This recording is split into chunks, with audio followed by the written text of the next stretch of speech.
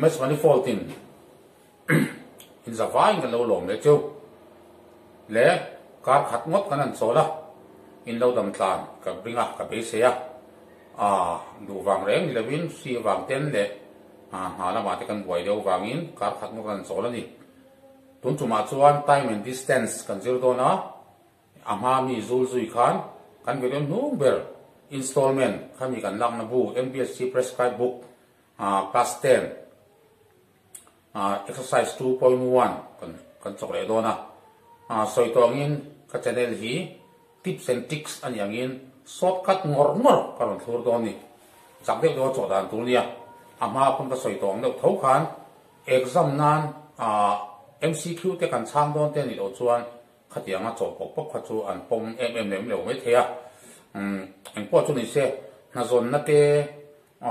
departmental exam kan chang chi te competitive exam ate khatianga ni chuan tu na miang hi i man mai tu ra ni ol sam tu kania i ani na ta ka chuan chu soi tong chuan na zong lai ta na tha zok ma don ni chu le tu na chu point wa do en chinang ki question kal dan chu area covers 43.2 km on her cycle in 3 hours. Find the distance covered by her in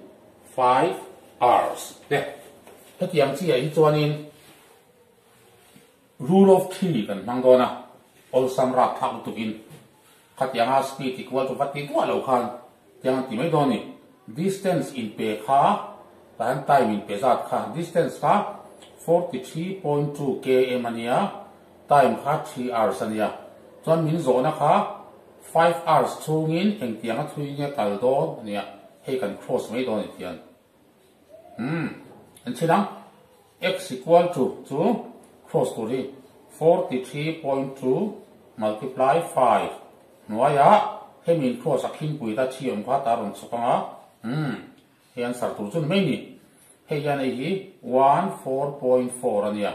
ani chon 20 nia point on don wang 22 72 ni chu 72 km ha song kha to ni mai do ni le tu number 2 le kha lang ki number 2 Kadian covers a distance of 54.4 kilometer in 45 minutes. In what time will she cover 252 km? Ang change distance le time at yung 54 km ka 45 minutes ang ibangin R akan siya mang 45 by 60 kan tiyang tituan hetayan kan sliat lo wakan ta tilang ro chu 252 ni ta chuan kan cross le don ni ayang chi kan x equal to en liang 252 multiply 45 by 60 noya 54 antani en chinang 15 3r 15 15 4r antani ti chuan tuna 3 in hi 18 ita 9 in 2 9 in 28 he yan li 7 ani chuan 7 by 2 what bang 7 by 2 hours means 3 half and 3 half to 3 hours 30 minutes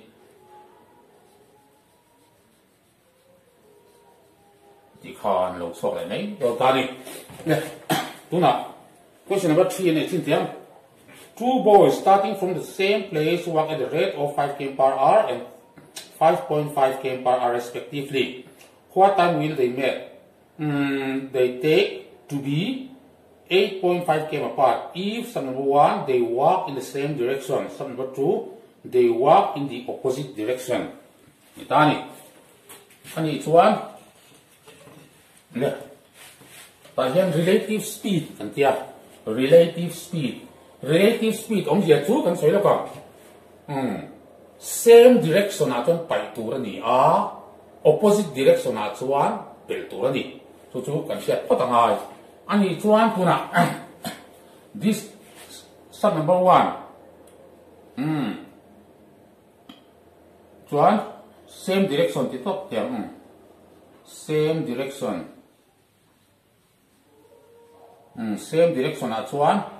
kan en sinang time ne min zo kha time equal to d by s anta ani chuan d to 8.5 ania s to kan enang same direction kan pai tu ani chuan ngai to la 5.5 minus 5 to 0.5 anta 5 1 is 5 5 1 7 ni chu 17 hours so number 2 na kha opposite direction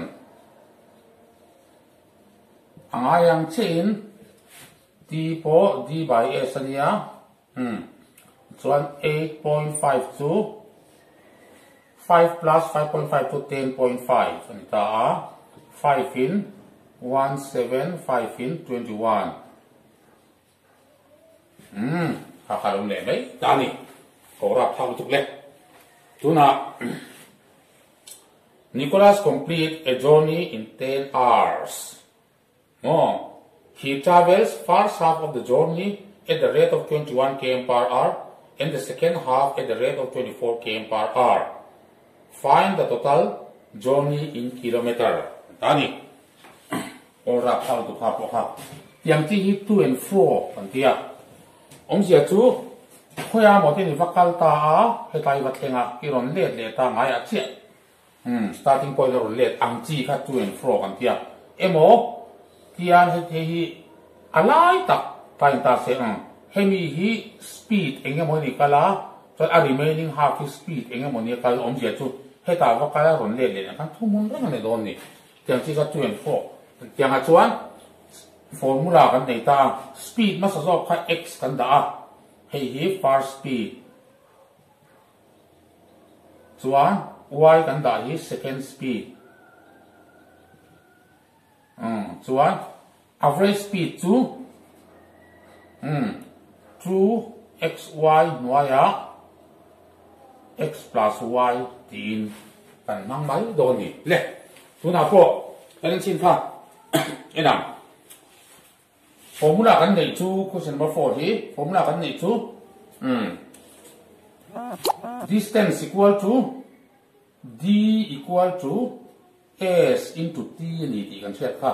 ani chuan speed ta dang chuan 2 into 21 into 24 an ta phota hei kha x kha ne hei kha y kha nia 21 plus 24 kan ti le x plus y kha nia time to 10 hours ni kan ti ka tan chok kan sar chun to mai ni 2 into 21 into 24 into 10 by Hawaiian 45 more 5 2 are 5 9 are 3 3 are 3 8 are 3 7 are tani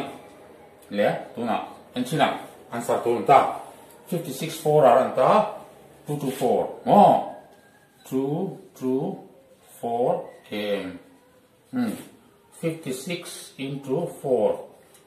24 2 kalpui 20 22 more le tuna question number 5 in the sinang kile question number 5 chu no de lok ne chu Savannah traveled a distance of 61 km in 9 hours. She traveled partly on foot at 4 km per hour and partly on bicycle at 9 km per hour. What is the distance traveled on foot? Ani. Let us say if you hey, he 61 km ania. So, hey, me thank foot in a kala k in. Hey, me thank bicycle in. Thiếu sakol na kala. Chuan foot lama kalni 4 km per hour ania speed kha. Kam hi 9 km per hour ania speed kha. Chuan total time taken hi 9 hours ania. Hei kan siya le tun ta. Tiyan. Het yang chi ya hiyan. Min zo na lam kha x tanan ta don ta ni. Foot ti kha. Tiyan all khopa. Chuan distance anchina. Distance equal to hot ana min zo na ma speed kan da photang ta han mò thì chuan tu nãy giờ phim của ngay cái mình zô lâu nó làm gì thì làm zô khi hey mình zô lâu làm tầm hi ta hey lệ total time ha 9981 nhá hey này hắn bảy tu tầm zô ha bảy top mấy tu nè tầm mà trong tem zô ha nè chuan 81 minus 61 in bảy thor mày à chuan hết ta po hian hem te pan hi a difference is ale top to 9 minus 4 to 5 hi answer thun le to me chuan 4 into 20 by 5 he you cancel chuan 4 are 16 km 299 bicycle lam zo ki min zo du ta se tama zo kan x kan da me nga chuan x equal to kan ti lenga 9 zo ki ta ko na kan on da nga chuan ti zong zo khen rong kal to do na hi zo ki atem zo ka ta tang kan pai me do na atam zo tang pai zel me tu ni he zo ki 36 tian chuan ta han i pai chuak chu he me te pani difference chu 5 an lenga ti khan ol lu tu 9 multiply he chuan pai chuan 25 by 5 chu 5 are 25 5 9 are 45 km bicycle in 45 km kala ni tiang lo se thele mai zo ta ni ha lo tiang hi a chi ka kha sia tiang em tu a zo da na kha chuan next question kan en le next question to Jaylen is traveling on his cycle and has calculated to reach his home at 6 p.m. if he travels at 10 km per hour. He will reach there at 4 p.m. If he travels at 15 km per hour. At what speed must he travel to reach his home at 5 p.m. Kan zo na kaldan chu J na kha hi sakori na ta na chuan dar kar khata kem so ma chaka kal chuan tai dar ro ka theng don dar kar khata kem so panga chaka kale ro chuan tai dar ri theng don tai dar nga theng turin dar kar ari eng tianga chakin nge tla nam ti kan zo na ni kan zo na kal dan kha dar li le dar nga le dar ru tung chang ania dar li kha som panga kem par a hi 10 km per hour hi kan selo ani chuan alan song kan sia phot ngai da ren zak le ron kan chuwa ti kha kan ngai ko phot nga tumi chuan distance kan nei phot ngai ta d equal to n lokang le dar li to dar ru da kar ni 2 more 15 10 chuan awai pai le la difference 5 15 minus 10 to 5 ni chu 3 chuan 60 km ti kan seta hot maya alan som ka kem som lu kan ti kan seta ani chuan a starting time kha en le tai la kan zong don ta chu yum ja chu 60 ka chuan 10 chu chiam ja chu dar ka ru ka tan ti na hei dar ka nga tan tu hei dar ka le tan tu ani chuan dar som pa hi ro mi chang ti na ni starting time ka dar som pa hi ni chu chiam kal tu asan joi dar ka ru ka ni chuan dar ka ni dar ni chuan dar som pa ni tanga chu ta ni ti thalang ta reng mai ni an jon som pa ni chu a dar ka nga kha kan ngai pen ri speed tu kan ngai to ta ni chuan speed chu d by t kan enta le chuan d chu 16 ya t chu 5 ania equal to 12 km per hour hei dar kar me ka lo sang ta ni ala sa khan kan sia tang khan hei kian kol sam tu mo chuan to next question en leang question number 7 kan sinang le ki A and B are two cities 330 km apart. A train starts from A at 8 a.m. and travels toward B at 60 km per hour. Another train starts from B at 9 a.m. and travels toward A at 75 km per hour. At what time do they meet? Tani. Chuan hei min kar hi 330 ti do se tai la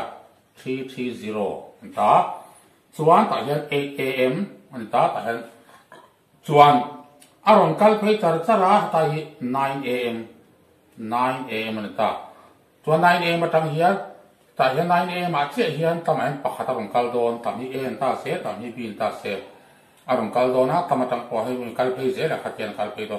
khoi nge mu don samhue ya ra kai mu don ni chu ta hian he tamatang aron kalo hi 60 km per hour tam hi 75 km per hour chuan amma kan sui tong khan relative speed kan ngai to le do na ti zonga kal opposite direction chu bel tur kan ti to kha ani chuan tan kan sia ka they will meet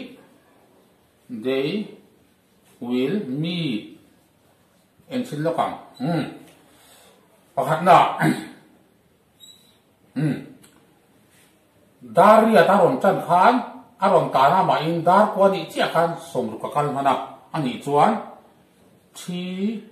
0 minus 60 ina thapotang hei a distance ka hi mi car distance kai tak hi 0 minus 60 ti lai khani kan se tor cho tai car te hi ti chuan relative speed belang 60 plus 75 anta r santani chuan after 9 am hei kan answer tur chu ni kan chinang 270 by 135 hours after 9 am ani chuan hei chu avoid ni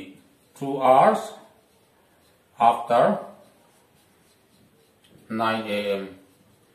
that means at 11 am dar ko nu dar kan hi dar kwa dar som pakhat kha lo zo le ta next question ni le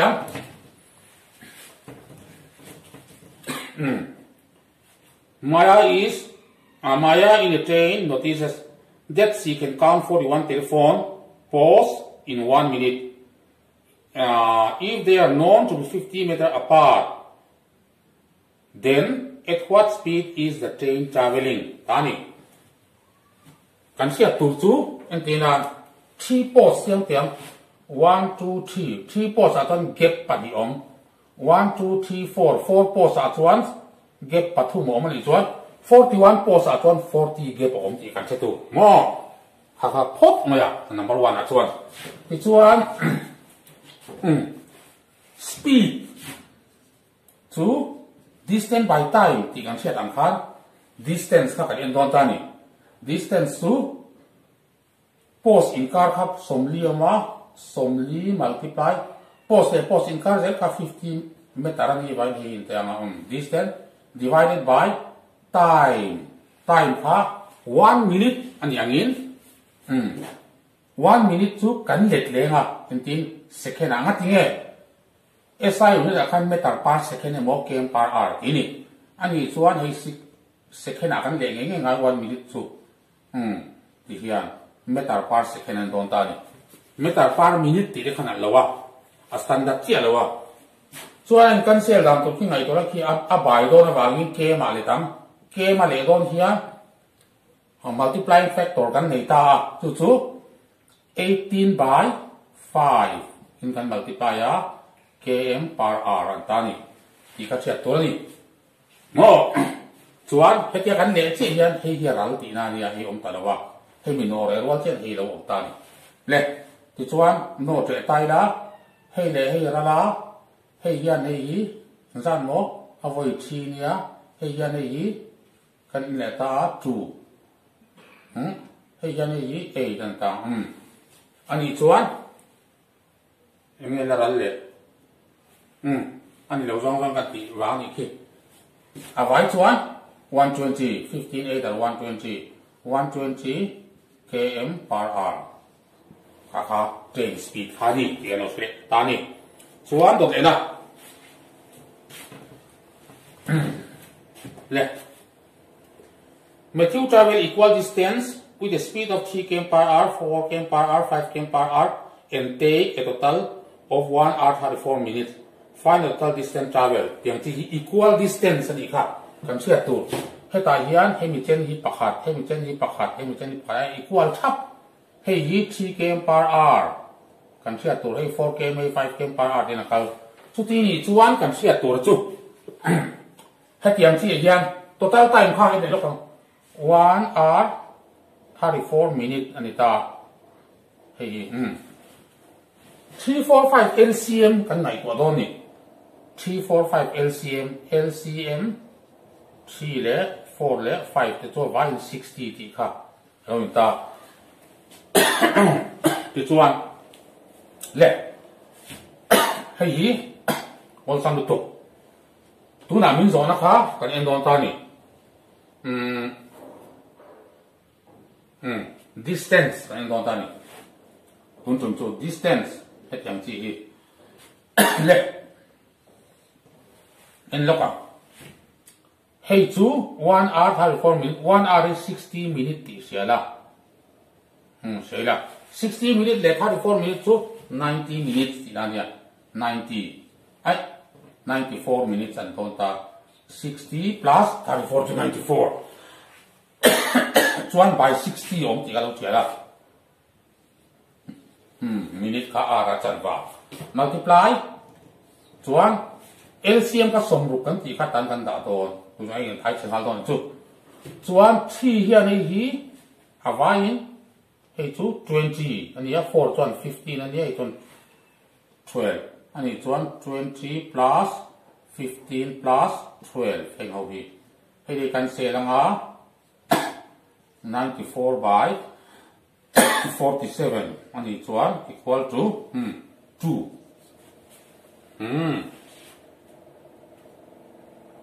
Two long time so.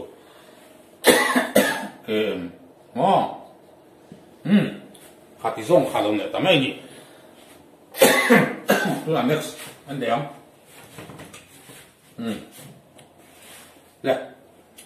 A thief is noticed by a policeman from a distance of 200 meters. The thief starts running and the policeman chases him. The speed of the thief and the policeman are 10 km per hour and 11 km per hour respectively. What is the distance between them after 9 minutes? Tani. Ani so tizong hai dun be bang relative speed to kan minus te don 11 minus 1 10 to 1 ani chuan 1 km per hour le don ani chuan kan en chinam distance between them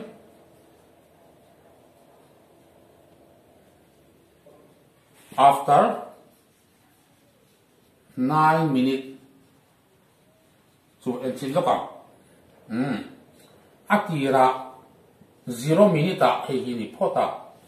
ye kan se don ta relative speed kha 11 km per hour minus 10 km per hour to 1 km per hour. Dia akan cetak kota minus 1 km per hour tu ni le 1 km per hour tiada kota chuan multiply 9 minutes divided 9 m dian kita swap answer tu ni enang le 200 meter minus meter asia mang chuan point minute asia mang ani chuan 1000 meter by 60 minute multiply 9 minute minute le minute rala 0 le 0 rala 2 hei chu lo 3 ta a hei chuan in 15 ta 50 to 150 ta 200 minus 150 to 50 meter an gap kha 50 meter do ni he ta yang chin chia tu soi ben haram hei 0 ni chuan policeman khan thi ka ava overtake chia don ti na he ta hian minus a chhuai ro chuan policeman khan in thief kha atan tel ti na atan tel za za khatan om mei do ni chu chu chin chia le tu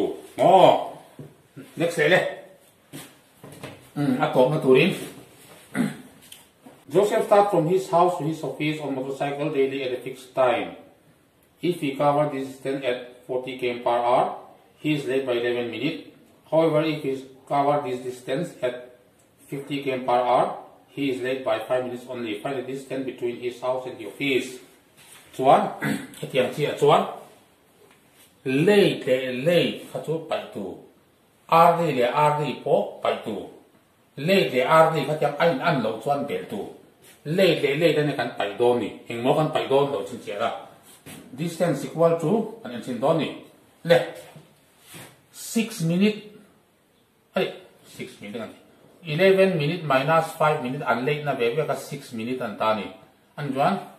hey, 6 minutes means 6 by 60 hours. Tina. Juan, and speed chung chang ka netem.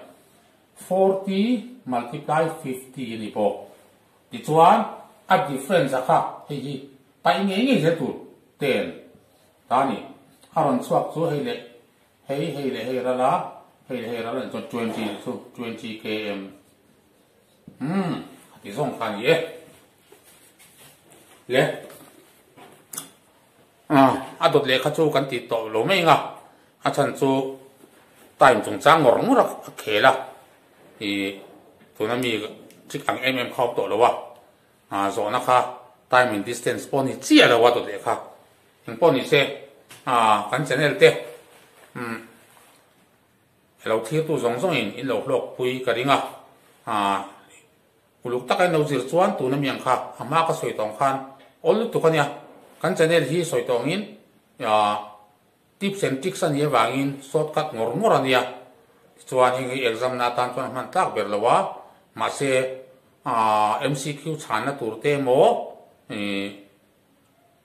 na zon na vela te competitive exam vela te chuan hetiang dir hi mana tha ti kha kan soidoni in zawain hok pui nge ka be se